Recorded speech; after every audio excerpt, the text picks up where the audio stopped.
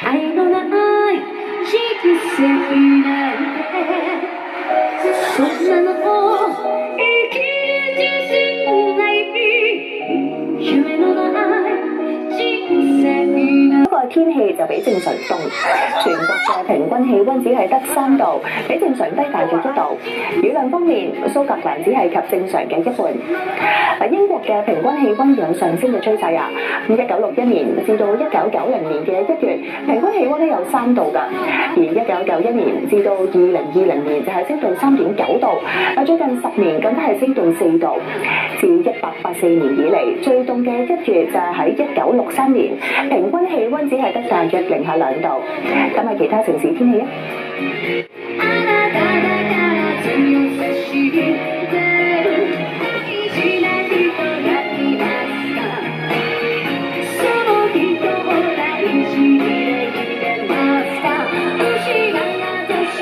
今朝嘅市區最低氣温大約會係13度，咁新界再低2-3度同埋寒冷。